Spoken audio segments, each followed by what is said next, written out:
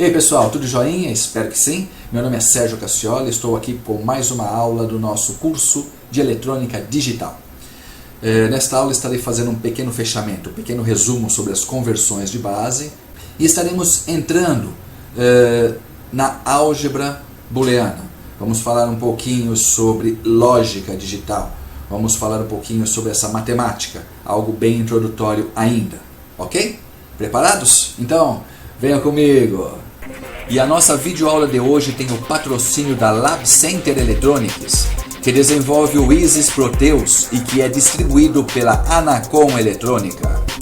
Com o Isis Proteus você desenvolve o seu projeto, cria seu esquemático, simula e testa o seu projeto ainda em tempo de esquemático.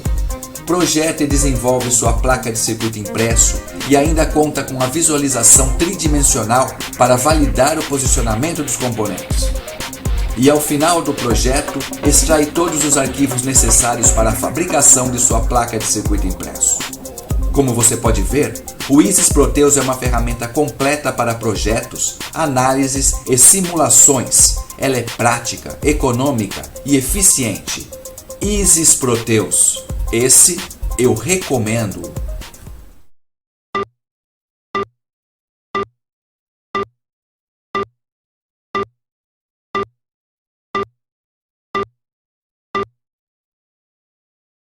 Então, vamos iniciar com um pequeno resumo sobre conversão de números entre bases. Nós já vimos algumas conversões, nós vimos nas aulas passadas conversão de decimal para hexadecimal e caminho reverso, de hexadecimal para decimal. Vimos o caminho de decimal para binário e o reverso, de binário para decimal. E vimos de octal para decimal e de decimal para octal. Bom, eu vou fazer apenas um resumo para nós encerrarmos esse assunto e mostrar uma maneira ainda mais fácil de fazer tudo isso, tá?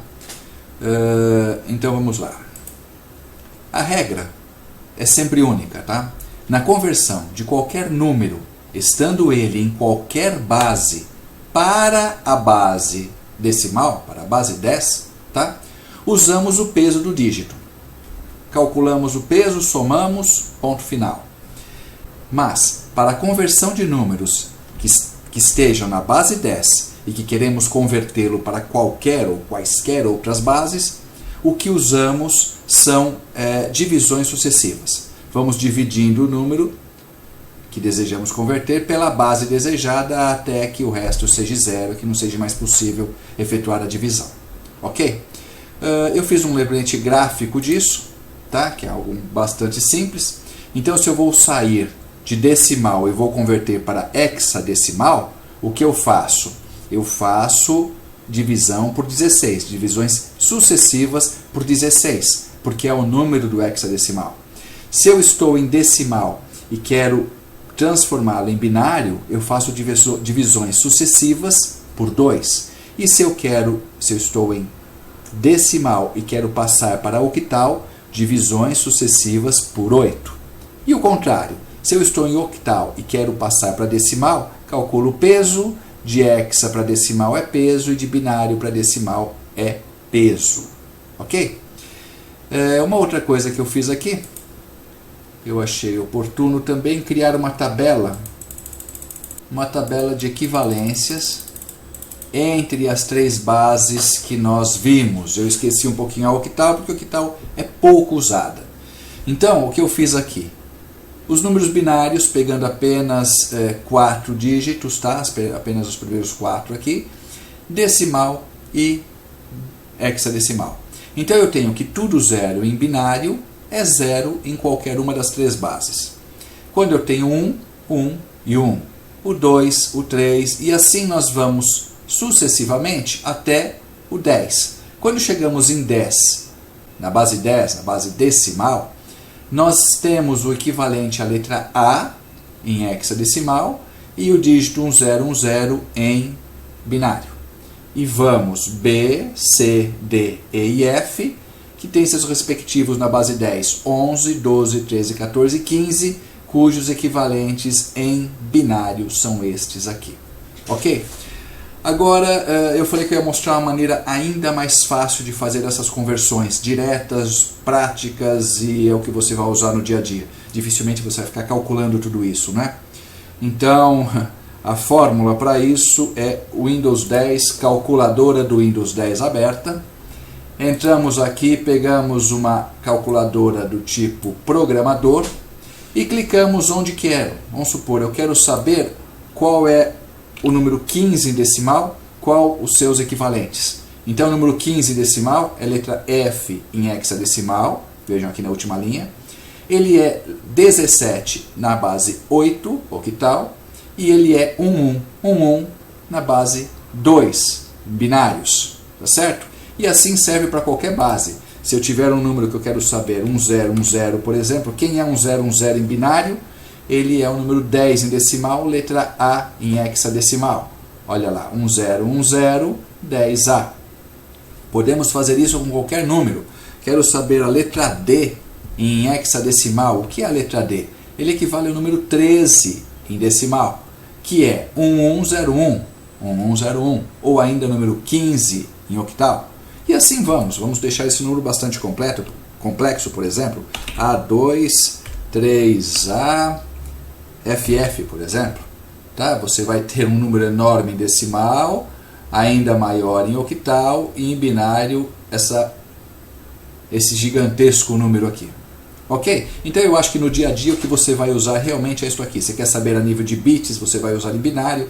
Você está programando, você vai usar em decimal ou hexadecimal. Acho que nada mais prático do que essa boa e velha calculadora do Windows. Ok? Então tá bom. Hoje vamos dar início à eletrônica digital propriamente dita, não é? Então vamos começar com a introdução à álgebra booleana. Que seria isso, né? Vamos ver. Vamos começar do seguinte. Quem criou a álgebra booleana foi o George Boole, nascido em 1815 e falecido em 1864. Ele era matemático filósofo britânico. Ele criou um sistema matemático de análise lógica chamado álgebra de Boole, ou álgebra booleana. A álgebra de Boole permitiu elaborar expressões conhecidas como funções lógicas que possibilitaram o desenvolvimento da eletrônica digital. Vamos simplificar isso, vamos colocar isso em um circuito elétrico, tá? Vamos imaginar este circuito, uma fonte de tensão, tá? Conectada a uma chave chamada S1 que está em série com outra S2 que está em série com a minha lâmpada que volta para a minha fonte.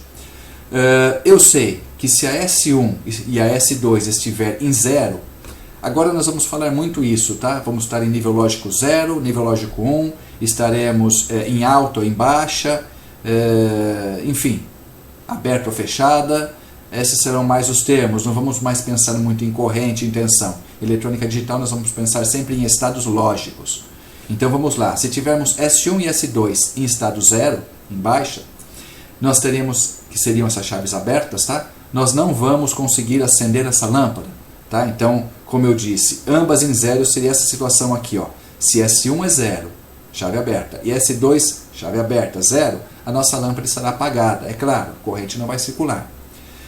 Se eu tiver as duas em 1, tá? Fechei e fechei, as duas chaves em 1, a minha lâmpada estará acesa.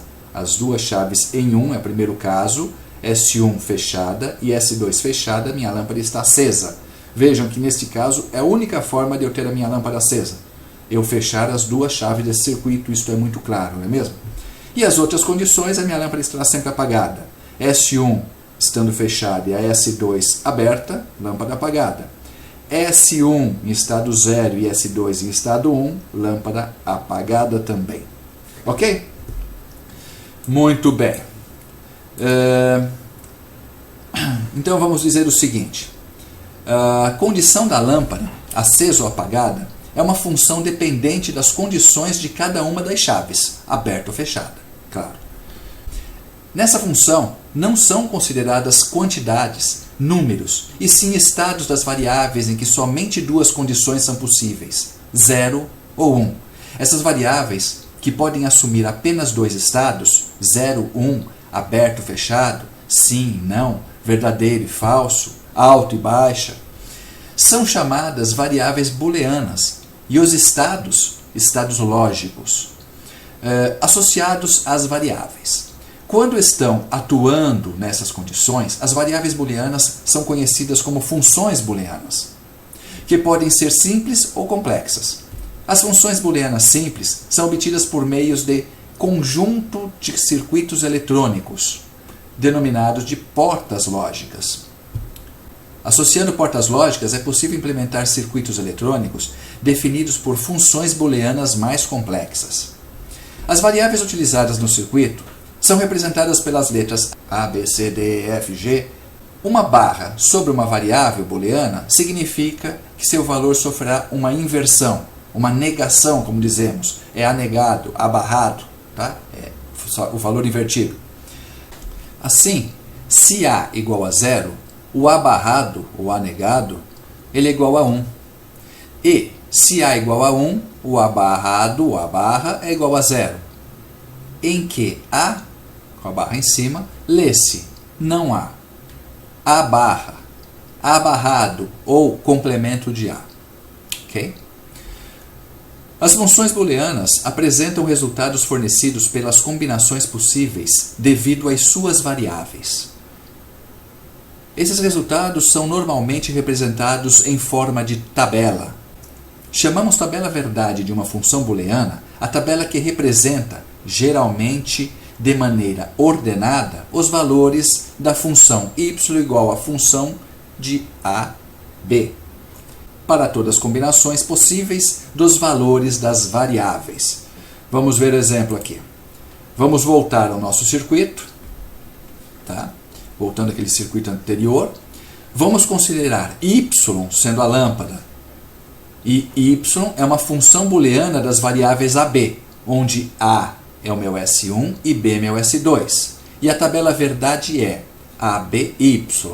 Uma tabela verdade geralmente é representada dessa forma. Uma coluna para uma entrada, outra coluna para outra entrada, e aqui a saída da porta. Então nós temos que 0, 0, 0 e 0, minha lâmpada está apagada, a lâmpada é 0. 0, 1, minha lâmpada é 0. 1 e 0, a lâmpada continua apagada, é 0. Porém, se eu tenho minha chave S1 em 1, minha chave S2 em 1, a minha lâmpada estará acesa. Então veja, essa forma de representação de tabela verdade, ela substitui a sua análise do circuito, que seria essa parte escrita que fizemos há pouco aqui em cima, quando descrevemos esse nosso primeiro circuito. Ok?